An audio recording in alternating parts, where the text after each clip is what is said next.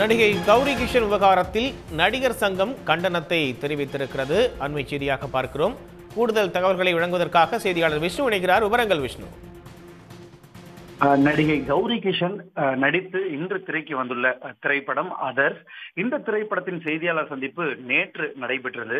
அந்த செய்தியாளர் சந்திப்பில் யூடியூபர் ஒருவர் நடிகையின் எடை குறித்த கேள்வி என்பது எழுப்பியிருந்த நிலையில் அது சர்ச்சையாகி தற்பொழுது இந்தியா முழுவதும் ஒரு பேசு பொருளாக மாறி இருக்கிறது. இந்த நிலையில் நடிகை குறித்து அவதூறாக கேள்வி எழுப்பிய அந்த யூடியூபரை கண்டித்து நடிகர் சங்கம் தற்பொழுது கடுமையான கண்டனங்களை தெரிவித்திருக்கிறது.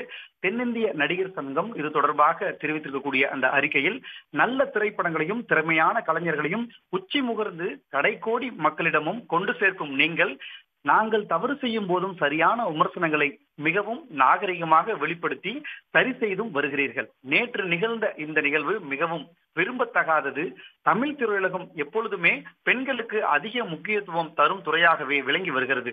75 ஆண்டுகளுக்கு முன்பே தமிழ் திரையுலகில் பெண்கள் நடிகைகளாக மட்டுமல்லாமல் இயக்குநராகவும் தயாரிப்பாளராகவும் ஒளிப்பதிவாளராகவும் பிரகாசித்துள்ளனர். ஆனாலும் திரைத்துறையில் ஒரு பெண் நுழைந்து சாதிப்பது என்பது இன்னமும் பெரும் சவாலான ஒன்றாகத்தான் இருக்கிறது.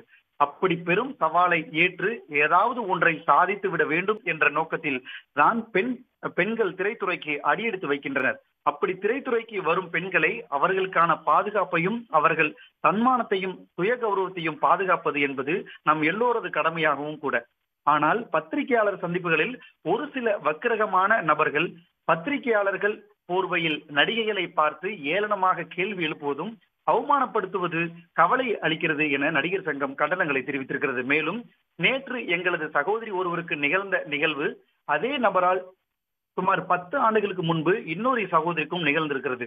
இன்றைய சூழலில் செல்போன் இருந்தால் ஒரு யூடியூப் சேனலை ஆரம்பித்து பத்திரிகையாளர் ஆகிவிடலாம். திரைத்துறையினர் பற்றி அவதூறுகளை ஆபாசமாக பரப்பி பார்வையாளர்களை பெற்றுவிடலாம் என்ற மோசமான நிலை நிலவுகிறது. இந்த சூழலில் எங்களுக்கு பாதுகாப்பாக இருக்க வேண்டிய பத்திரிகை துறையில் இது போன்ற கலைகள் முளைத்திருப்பது நாம் அனைவரும் ஒன்று கூடி பேசி சரியான முடிவெடுக்க வேண்டிய கட்டாயத்தை ஏற்படுத்தியிருப்பதாக தெரிவித்துள்ளது. மேலும் நேற்று எங்கள் சகோதரிக்கு நடந்த சம்பவத்தை நாங்கள் வன்மையாக கண்டிக்கிறோம் என தென்னிந்திய நடிகர் சங்கம் தங்களுடைய கண்டனங்களை தெரிவித்திருக்கிறது.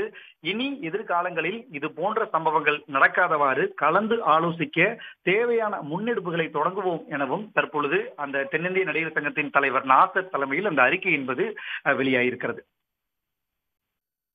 தகவல்களுக்கு நன்றி விஷ்ணு. உடனுக்குடன் செய்திகளை தெரிந்து கொள்ள சன் நியூஸ் பெல் ஐகானை கிளிக் பண்ணுங்க.